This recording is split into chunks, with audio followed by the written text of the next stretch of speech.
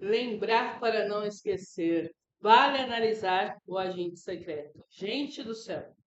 Esse é um daqueles filmes que a gente assiste e aí depois fica rememorando, relembrando coisas que passaram no filme e a gente quer voltar na cena específica para ver, não, deixa eu ver se eu entendi direito, e aí reassiste.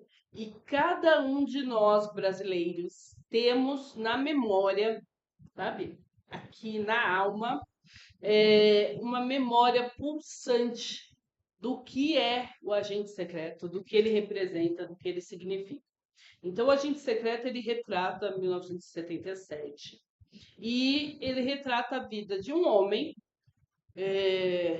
Ironicamente, esse homem ele é preterido e ironicamente eu digo porque é um homem que é um doutor de uma faculdade e ele é diretor desse corpo de pesquisa da faculdade e ele é atravessado pelo capitalismo, pelo corporativismo, pela ditadura.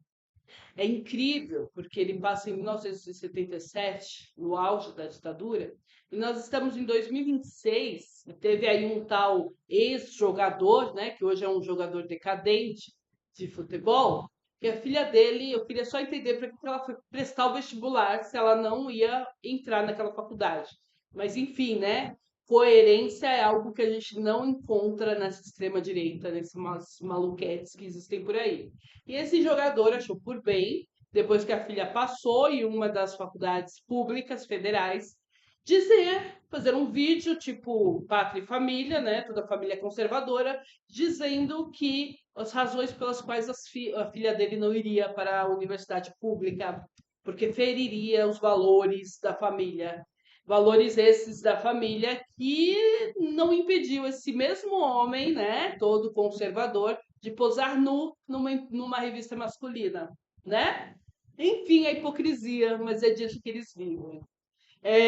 O agente secreto, então, escancara nas nossas fuças a hipocrisia dessa de extrema-direita, que está tentando voltar agora, e é no mundo, tá? Queríamos nós ser privilegiados e achar que era só aqui no Brasil, né? Porque aí era fácil. A gente juntava uma grana, mudava de país e exploda-se o Brasil, né? Mas não, não, não, não, não. É uma extrema-direita querendo retornar velhos hábitos corporativistas, negacionistas, enfim, de tudo que é ruim nesse mundo.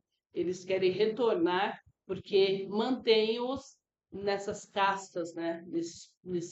Nessa banheira de privilégios que eles vivem. Enfim, tem que ser comedido, né? Quando a gente vai falar de alguma coisa assim, porque, enfim. Então, o Agente Secreto, ele retrata a vida de um homem comum, tá? E é interessante porque o nome do filme é O Agente Secreto. Então, a gente fica imaginando, até metade do filme, que o Wagner Moura, Armando, outras horas Marcelo, que ele é um agente secreto. E qual não é a surpresa, e aqui vai o spoiler, que ele na verdade não, não, não, ele só é um homem comum, um doutor estudioso, diretor de estudos de uma universidade federal, que está sendo ali perseguido, tolhido pela ditadura, justamente porque ele está fazendo bem o trabalho dele.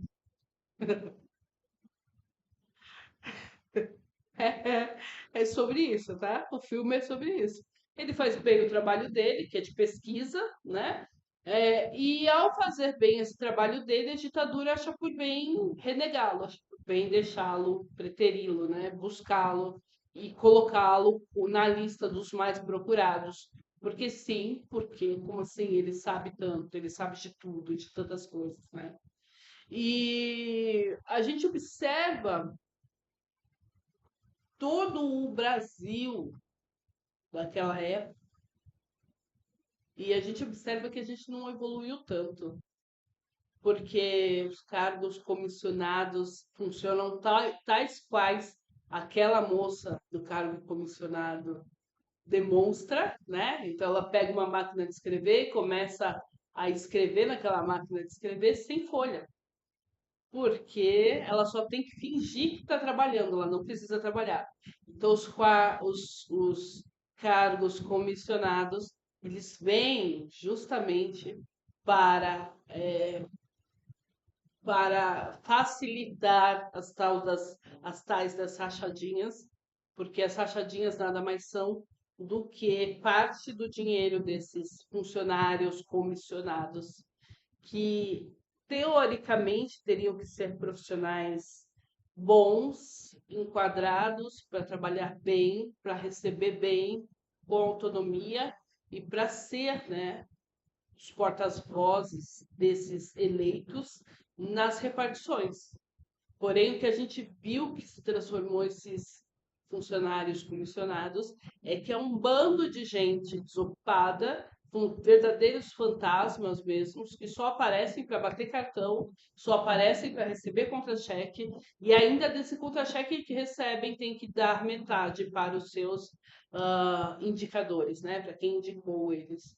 E é interessante porque seria mais justo, seria mais lícito se o Estado parasse com essa hipocrisia, respirasse fundo e falasse assim: não, nós vamos aumentar os salários dos deputados e senadores, mas a gente vai tirar todos os penduricários, né? Vamos tirar todos os quadros de comissionados para que eles não precisem criar esses factoides de rachadinhas, de retiradas daqui e dali, de fingir que está trabalhando. Então vai lá, finge que está trabalhando, fica uma horinha, 2 horinhas, ocupa o espaço que verdadeiramente deveria estar sendo ocupado para servir a população. Então você vê, às vezes você está no SUS, né, no posto de saúde, num hospital, numa UPA da vida, você está ali no pronto-socorro da vida do SUS e você está ali esperando o médico, só que aquele médico não vai aparecer para você porque ele só foi ali bater o cartão dele e ele foi embora, bateu o ponto dele e ele foi embora, porque o médico é, que passou, o médico que passou no concurso, o médico concursado vai chegar no horário que é o horário dele mesmo, e aí ele vai cumprir as 8 horas dele. Por isso, no lugar onde teriam 2 médicos, a gente vê o atendimento somente de um médico, porque o segundo médico é comissionado, e como comissionado ele não faz nada, ele só finge que faz, então ele, né, o nome dele consta ali, mas ele não está atendendo ali escondidinho, guardadinho, enfim. É hipócrita, né? A nossa sociedade ela é muito hipócrita e é isso, né? Não tem o que falar. Então, o agente secreto ele é bem interessante porque ele escancara para gente essa fase nebulosa da ditadura, na qual era comum as pessoas desaparecerem.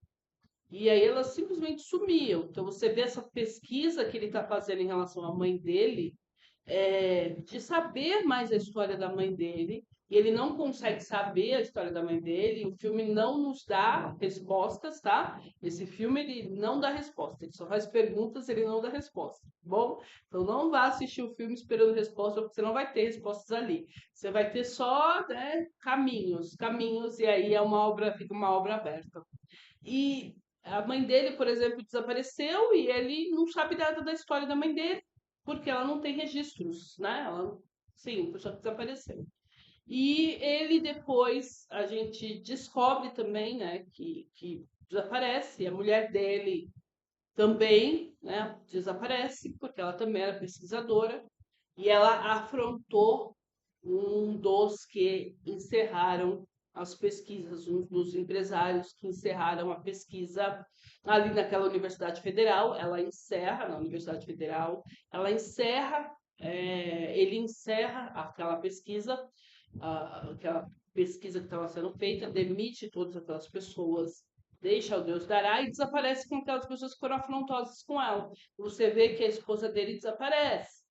Eles contam ali a história, que ela ficou doente, não sei o que, mas é que a doença dela apareceu muito ah, depois, né, que ela foi exposta, depois que ela ficou ali sendo afrontosa com aquele empresário. Então a gente observa que o agente secreto, ele é um homem comum, que na verdade está ali buscando sobreviver e cuidar dos seus, do seu filho, do seu sogro, da sua sogra. Ele está tentando seguir a vida dele, fazer o trabalho dele. E desde a primeira cena do filme a gente vê um Brasil que a gente conhece muito bem, não só da época da ditadura, mas a gente conhece de hoje, 2026, que é justamente quando o policial começa a fuçar o carro dele atrás de alguma coisinha que desse o mínimo de vírgula para ele poder cobrar, né, uma propininha. Como ele não encontra, ele vai lá escancaradamente e fala: você tem como facilitar uma propina, né? E é interessante porque, né, você vê ali um corpo escancarado e o policial não, vai ver o extintor do carro que está abastecendo, mas não vai ver o corpo que está estirado e, enfim, continua. É, a gente vê essas pessoas desaparecidas, comumente desaparecidas na época da ditadura. A gente vê que explicações não foram dadas corretamente. A gente vê as lendas urbanas aparecendo. Então, a perna cabeluda, você vê que ela desmascara toda uma estrutura institucional, que é a instituição governamental, que é desde da polícia como um todo, da polícia que procura, da polícia que investiga, dos IMLs, né? Como funcionam os IMLs por dentro. Então ele mostra, é um filme que escancara o Brasil naquilo que a gente finge que não vê, naquilo que a gente finge que não. Ah, aquilo que a gente se acostumou a normalizar. Eu trouxe aqui essa frase, né, que é muito emblemática. Ela é uma frase que é alcunhada justamente por Adorno, quando ele fala sobre o Holocausto. E ele faz obras. Ele foi questionado certa feita do porquê que ele fazia obras sobre o Holocausto. Não era melhor a gente esquecer, porque se esquecer deixa no passado. Assim como algumas pessoas falam assim, vamos deixar a escravidão no passado, né? Então, vamos deixar a escravidão no passado. Não, não vamos falar sobre cotas, não vamos falar sobre realidades que estão acontecendo no nosso entorno. Não, vamos deixar no passado. E aí Adorno trouxe essa frase dizendo, não, a gente tem que lembrar para não repetir. Lembrar para não repetir. Na psicanálise, Freud estudou muito profundamente essa questão do repetir, porque a gente repete porque é algo que a gente ainda não aprendeu, ainda não desenvolveu, ainda não aprimorou, né? Então por isso a gente repete. E o lembrar na psicanálise, repetir na psicanálise, é justamente para que a gente perceba que está repetindo. Então a gente tem o primeiro choque de realidade, estou repetindo algo que não deveria mais. E a partir do momento dessa consciência plena, dessa repetição, a gente vai para o segundo estágio, que é a decisão de ou eu mudo isso ou incorporo isso em mim, é algo que é intrínseco. Então eu quero esse comportamento eu quero para mim, então agora eu vou fazer sem mais reclamar, né? Então aí a pessoa ela se vê nesse dilema, eu quero mudar, é o momento que a pessoa começa a criar repulsa pela terapia, porque ela começa a falar assim, ai, a terapia, ai, não tô gostando da terapia. Por que não tá gostando da terapia? Porque a terapia tá provocando ela, tá instigando ela a se mexer. Falar, amiga, e aí? Agora a bola tá com você, a responsabilidade é sua. Você quer assumir que você quer ser essa pessoa? Ou você quer assumir que você não quer mais e aí trabalhar para mudar a pessoa que você era até ontem? Entende? Aqui no caso do agente secreto, indo para a questão do holocausto, da escravidão, é a mesma coisa. Se você pegar hoje a uberização, todos esses trabalhos que são pejotizados, essa pejotização é quase que a escravidão lá atrás, né? O que fizeram com os escravos, os escravizados lá atrás. Porque com o escravizado lá atrás, o que eles fizeram? Estão livres, vai, que a liberdade é sua, a vida é sua.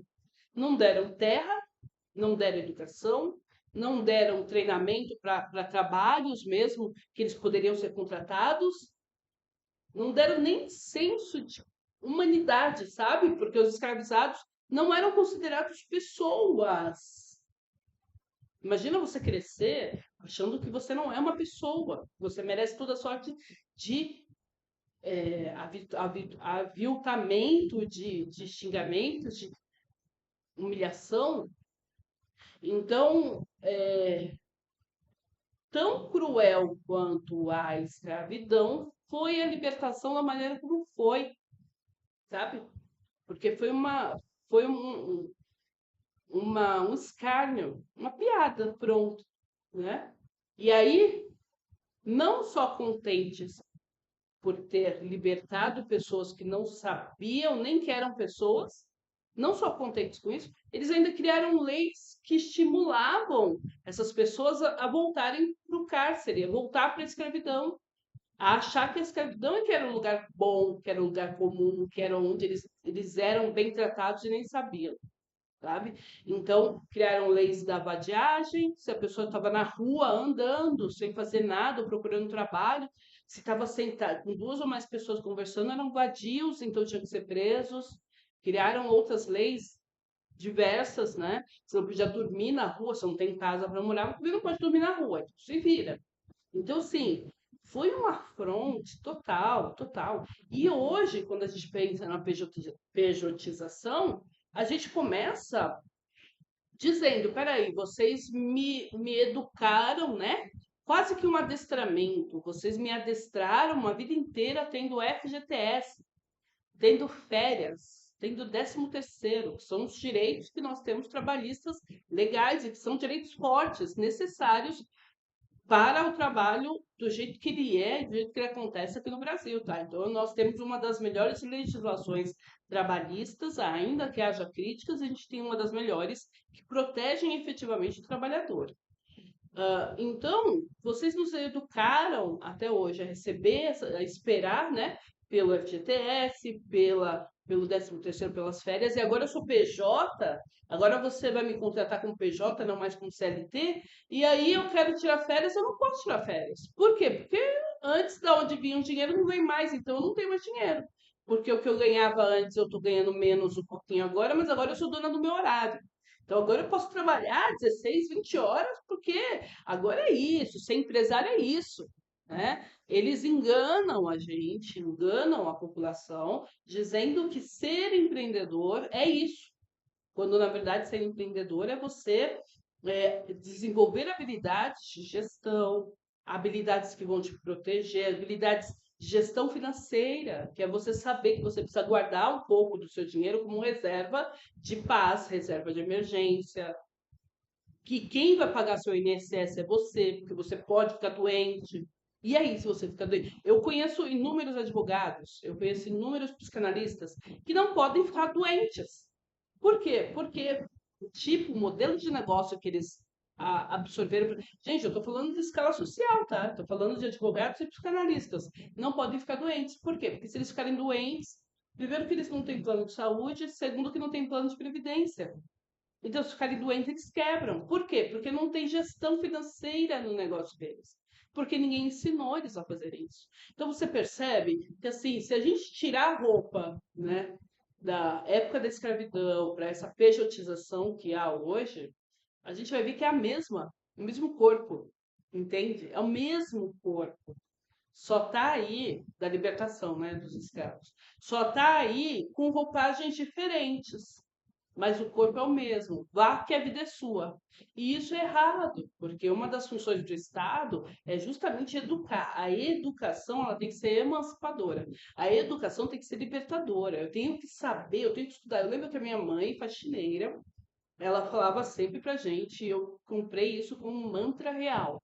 Estuda, filha, para você não passar pelo que eu passo. E olha que eu não via de ver, mas eu ouvia das vezes que ela conversava com os vizinhos, as humilhações que ela passava, eu ouvia e eu entendia o que significava estuda para não passar o que eu passo hoje. Eu entendia, entende? Então, é nesse lugar que a gente precisa compreender que o agente secreto, ele é para isso, é para a gente lembrar que nós estamos num sistema que desaparece pessoas E esse sistema, via de regra, ele quer voltar, e ele está aí à espreita para voltar, e a mídia está fazendo tudo desse jeito, porque a mídia decide publicar as questões, porque, por exemplo, a perna cabeluda. A maneira como a mídia publicou a perna cabeluda foi uma maneira folclórica, alegórica, na época do carnaval ainda. Mas a ideia ali era, gente, alguém morreu e foi decepado, né? Porque cortaram os membros dessa pessoa e jogaram por aí. E quem foi essas pessoas? Quem a gente viu matando? Quem a gente viu desovando corpos? Os policiais. Os policiais, o Estado, né? O Estado. Eu achei linda e justa a homenagem que fizeram a Mirtz, né? Logo no início do filme, porque eles fazem menção escancarada para quem quiser ver, ainda mais que foi em Recife esse filme, menção escancarada para quem quiser ver de como o Estado protege os seus aliados. Então, ali eles mostram a história da Mirtz, uma empregada que, em plena pandemia, estava trabalhando sem ter com que deixar o filho, e ela guardando ali, cuidando do cachorro. O que mais me impressiona nas cenas que eu vi reais da Mirtz, tá? Em relação ao Miguel, que foi morto por uma irresponsabilidade total da própria patroa da Mirtz, da Sari Corte Real, né? Uma pessoa com um nome desse. O que mais me deixa chocada naquele apanhado de cenas é que a Mirtz, enquanto está vendo o filho no chão, estraçalhado, né, porque ele caiu do nono andar, enquanto ela está vendo o filho dela no chão, ela está segurando o cachorrinho. Ela não solta o cachorrinho, ela não larga a responsabilidade dela de empregada, enquanto ela está vendo o filho ali no chão. Ela não foi consciente, sabe? Não foi consciente aquilo. Mas aquilo é tão tocante, aquilo é tão simbólico, porque o cuidado que ela teve com aquele cachorrinho, no momento em que ela tá vendo o filho dela no chão, estraçalhado, não foi o cuidado que a patroa dela teve com o filho dela. Você tem noção? Você tem noção que a empregada teve mais humanidade, a empregada semi-analfabeta, né? Que agora ela é formada em direito, que venha para a advocacia, Mid, seja bem-vinda. Mas na época ela era empregada, semi-analfabeta, assim, terminou o ensino médio. Ela, ela salvaguardou o cachorrinho da dona. Gente, é de uma tristeza, porque isso é institucional, isso é enraizado, sabe? Quando a gente fala do racismo estrutural, né? Isso é estrutural. É estrutural. A dor dela não vai impedir que ela faça o trabalho dela. Olha, que absurdo. E a bonita que precisava terminar a unha dela não podia ser incomodada por uma criança de 5 anos. Ah, criança. Quem ela pensa que é? Só uma criança. Você vê ela colocando o menino no elevador, ela apertando o nono andar. O que ela queria no nono andar? Se ela sabia que a mãe do menino estava lá embaixo com o cachorro, por que ela mandou o menino para cima, né? E aí essa história, ela é, cara, aqui. E aí essa história, ela é escancarada pra gente logo no início do filme do Agente Secreto. E é realmente. Eles contam de uma outra perspectiva, né? Uma outra história, mas você sabe que está falando desse caso específico. E fiz um parênteses tão grande, né? Que a cliente me pediu. Fiz um parênteses tão grande justamente para falar para você sobre esse ponto específico. Atenção! A gente precisa lembrar para não esquecer. A gente precisa lembrar para não repetir, para não repetir. Estamos em 2026, ano de eleição, e não tem como você votar em qualquer um que esteve minimamente compactuado com aquele desgoverno que deixou 700 mil pessoas, vidas, famílias serem destruídas por ego, por falta de humanidade, por falta de compaixão, por falta de responsabilidade sobre o papel que exercia naquele momento. Então, o agente secreto, é que nem o Wagner Moura fala, né, nas entrevistas, não tem como você discutir lei trabalhista com quem ainda não entendeu que a lei áurea, né, não sabe que a lei áurea existe, né? Então, é isso, é sobre você não, sobre você lembrar para não esquecer, para não repetir. Quanto mais você lembra, menos você repete. Quanto mais você se responsabiliza pelo que está acontecendo, qual é o seu papel hoje nessa pirâmide social? Você quem contrata? E aí, quando você contrata, você enxerga o outro como seu serviçal, um sub-humano, ou você enxerga o outro como uma pessoa humana que tem os seus interesses, que tem as suas ideações, que não está ali só para te servir, mas está ali também para prestar um bom serviço, que está fazendo dali um processo, um trabalho dele? Como é que é para você essa figura dessa pessoa que você contrata? Entende? Você que está aí na linha de produção, você que está aí sendo contratado, qual que é o seu papel nesse movimento? Você consegue ter autonomia na sua carreira, na sua profissão, no seu trabalho? Você consegue hoje, você está pejotizado, né? Você virou PJ, olha que legal. Te tornaram uma empresa e você nem sabia, né? E aí, você está fazendo o seu pé de meia? Você está guardando o seu 13º? Você está guardando o seu próprio FGTS? Porque agora a responsabilidade está sobre você. Você está fazendo isso? Porque se você não estiver fazendo também, aí não adianta. Então, você precisa desenvolver essas habilidades de gerir o seu próprio dinheiro. Afinal de contas, agora você ganha o dinheiro inteiro. Entende? Então, é interessante esse filme. Ele abre um leque de possibilidades de discussões aqui. E você vê, ó que interessante, até na contratação, né, da morte, do assassinato do Marcelo, do Armando, você vê que há uma quarteirização, né?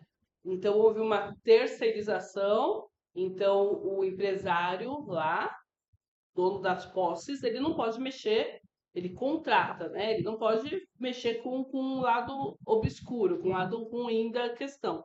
Então, ele contrata um assassino de aluguel e esse assassino de aluguel quarteiriza o trabalho. E você vê que ele brigou pelos 60 mil. Eu vou receber 60 mil cruzeiros para efetuar esse crime, né? Então eu não vou receber menos que isso, eu vou receber esse valor. E aí, quando ele vai quarteirizar, você percebe que aí ele chega num valor, não, 2 mil. 2 mil não, eu quero 4 mil. Aí você vê ele lá em Brasília, 60 mil. Quando ele chega para quarteirizar, ele paga 4 mil. Isso porque o cabra ali, o, né, o profissional, entre muitas aspas, né, que vai efetuar o trabalho, ele efetivamente bate o pé, igual o próprio terceirizado bateu o pé lá, falando, não, 40 mil não, é 60 mil, né? Então ele vai lá e bate o pé e fala, não, 4 mil. Você vê que na escala, esse filme ele traz várias abordagens sociológicas, antropológicas, sociais, jurídicas, né? Analíticas, psicanalíticas, psicológicas, como fica essa Elsa, né, que é a pessoa que está bancando a libertação dessas pessoas que estão sendo buscadas, ela é filha de um dos magnatas do poder, que é justamente um desses magnatas do poder que estão mantendo a ditadura, que estão sustentando a ditadura, porque sim, para a ditadura existir, ela precisa de uma série de artifícios, tá? Então começa pelos algozes, enfim, depois passa pela mídia que compra toda a verdade e te vende ali envelopada. É só um folclore. Olha que engraçadinho. Agora a perna cabeluda tá batendo em todo mundo. Olha, caiu do tubarão e não sei o quê, entendeu? Aí de repente essa mídia passa pelas instituições, que está ali repleta de cargos comissionados, que eles não estão ali para trabalhar, é só mesmo para ganhar o dinheirinho deles, para o pote bacinho deles ali. Passa por todas essas searas, essas séries, passa por toda a corrupção, o sistema falido, todo corruptível, as pessoas corruptíveis. E aí a gente vê o sogro do Marcelo lá, Armando, né, do Wagner Moura, o sogro e a sogra dele, a dona Sebastiana, uma história de vida pesada. Você vê essa mulher ali, seguindo forte, seguindo, fazendo o que tem que fazer.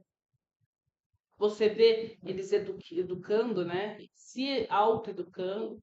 Então tem um rapaz que vira lá e fala assim, eu trouxe comida para os refugiados. E aí um outro crítico, o outro vai lá e critica. Aí ele fala, opa, isso que você está falando é errado.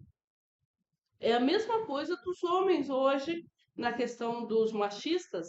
Um homem vê um outro homem fazendo piadoca com uma mulher, ele corta essa piadoca, porque é ele que está ali no meio, ele tem ele tem o dever moral de cortar. Você vê um colega fazendo piada racista, você vai lá e corta essa piada racista, porque, mas é piada, hoje em dia tá chato. Não, gente. Hoje em dia nós estamos mais alertas. Nós estamos lembrando mais para não repetir mais. Porque começa assim, ó, com uma piadinha e você não se mete. Aí a gente vai lá e aumenta a dose, você também não se mete. Aí, de repente, 700 mil mortes. E aí você fala, opa, e mesmo assim você está tão, né, cognitivamente falando, você está tão perdido, tão disperso, que nem quando te dá lé com cravo você não consegue fazer a soma. Você não consegue.